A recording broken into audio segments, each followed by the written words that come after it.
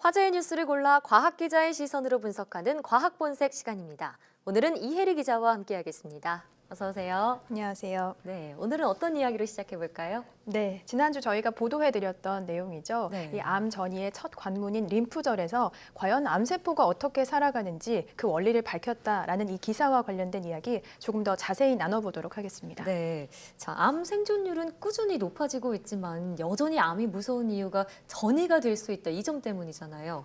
그런데 저는 이 기사를 보고 좀 놀랐던 게 암 전이의 첫 관문이 림프절이라고요. 네, 그렇습니다. 림프절은 우리 몸의 어떤 한 부분에만 있는 것이 아닙니다. 네. 온 몸에 퍼져 있는 면역기관인데요. 예를 들면 좀 피곤할 때 귀 아래, 목 옆부분이 좀 부어서 불편했던 경험 아마 있으실 거예요. 네. 이게 바로 림프절이 이 면역 반응을 일으켰다라는 신호인데요.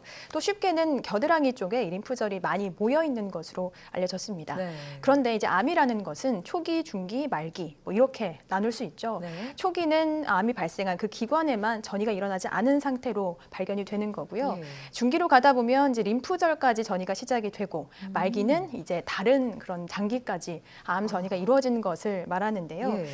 이렇게 전신에 림프절이 있다 보니까 암세포가 림프절로 가게 되면 다른 장기로 전이가 되기가 훨씬 수월해지겠죠. 예. 그래서 이제 림프절 전이를 놓고 일부는 암 전이의 척도다, 암 전이의 관문이다 이렇게 표현을 하고요. 네. 이를 두고 이제 이 환자의 치료를 어떻게 해야 하는지 아. 치료 방향을 결정하게 됩니다. 방향까지요. 그러니까 림프절 전이가 일어났다고 하면 암이 중기에 접어들었다 이렇게 볼 수 있다는 말씀이시네요. 네. 그런데 이 림프절에 도달한 암세포가 지방산을 먹이로 삼아서 살아간다, 그러니까 퍼져나간다 이런 점이 이번 연구에서 처음으로 밝혀졌죠. 네, 그렇습니다. 보통 암세포는 이 포도당을 에너지원으로 사용하는 것으로 알려졌습니다. 네. 하지만 림프절에 도달하게 되면 특이적으로 포도당이 아닌 이 지방산을 주 에너지원으로 사용한다라는 것이 연구팀에 의해서 처음으로 밝혀졌는데요. 네. 자세한 이야기는 연구진의 이야기를 직접 한번 들어보시겠습니다. 흑색종이나 유방암 생지 모델을 사용해가지고 그것들을 림프절 전이 단계별로 분석을 해본 결과 지방산 산화, 지방산을 에너지로 쓰는 과정이 매우 중요하다는 것을 밝혀냈고 암세포라는 것은 포도당을 사용하는 것으로 주 에너지원으로 사용하는 것으로 알려져 있었는데 저희 결과는 림프절 도달한 다음에 변화시켜가지고 포도당에서 지방산을 사용하는 방향으로 대사를 변화시켜서 적응해서 자란다는 것을 처음으로 밝힌 것이고요. 네, 그러니까 암세포가 지방산을 에너지원으로 사용한다. 이 연구의 핵심이라고 볼 수 있겠네요. 근데 저는 지방산이라고 하니까 가장 먼저 드는 생각이 지방이랑 뭐가 다르지? 이 점이었거든요. 어떻게 네.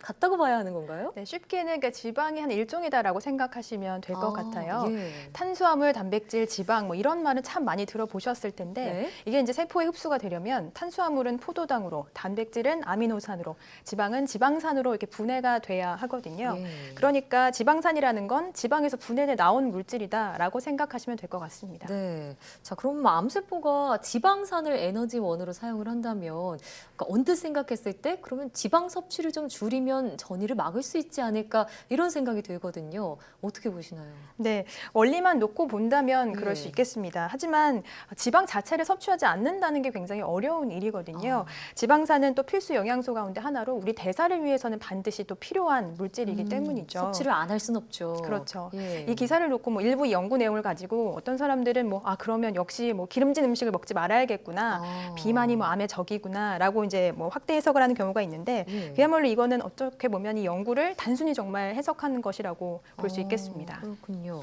그런데 비만과 암 발병 사이의 그런 상관성에 대한 연구는 참 많잖아요.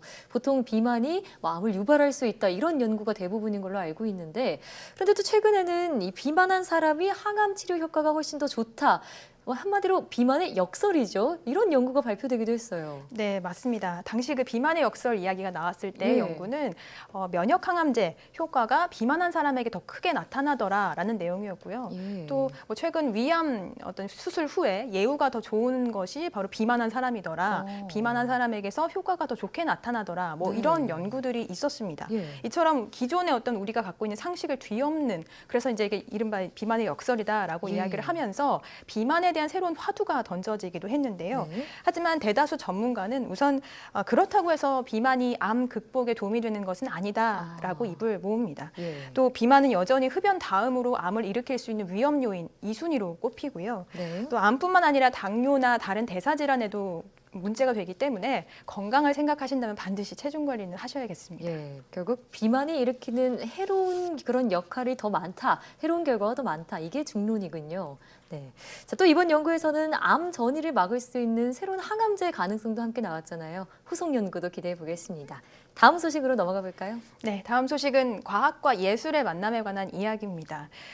최근 VR이나 AR, 그러니까 가상현실이나 증강현실 기술을 활용을 해서 예술을 좀 색다르게 표현하는 시도가 많이 이루어지고 있는데요. 예. 제가 최근 열렸던 전시에도 직접 다녀와 봤고요. 네. 현장에서 보고 느낀 이런 작품들에 관한 이야기 조금 자세히 나눠보도록 하겠습니다. 네, 저도 리포트를 보니까 좀 흥미로웠던 부분이 태블릿 PC를 이용해서 작품을 감상하다거나 과학기술을 통해서 조형물 내부를 들여다본다거나 그런 점들이 나오더라고요. 네, 맞습니다. 대체로 이게 IT 기술과 예술의 만남은 작품을 좀 더 적극적으로 관람할 수 있도록 하는데요. 예. 예를 들어서 태블릿 PC를 화면에 갖다 대면서 보면은 작품을 네. 보면 이 화면에 그 캔버스에만 담기지 않았던 새로운 오. 모습들이 화면에 나타나기도 하고요. 예. 울림통이라는 작품을 통해서는 작가 자신이 빚은 그 조형물 내부를 실시간으로 공개를 함으로써 그동안 감춰져 있던 조형물 내부를 공개를 하고 그럼으로써 기존에 느낄 수 없었던 새로운 감정을 제공을 하게 되는데요. 네. 작가의 이야기를 직접 한번 들어보시겠습니다.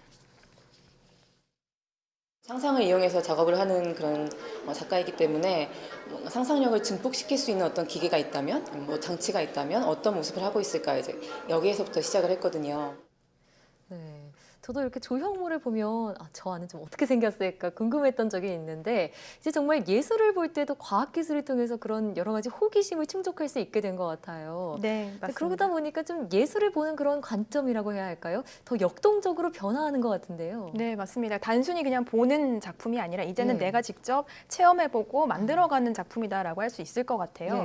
네. 태블릿 PC 같은 경우에도 다양한 각도로 돌려볼수록 또 예술 작품이 새롭게 다가올 수도 있는 거고요. 그러니까 네. 단순히 수동적으로 뭔가를 보는 시대는 이제는 좀 지났다. 어떻게 보면 그렇게 볼 수도 있겠죠. 네. 그러니까 이게 작품을 감상하는 그 단계까지도 예술 작품이다라고 그 영역을 좀 확대할 수도 있을 것 같고요. 예.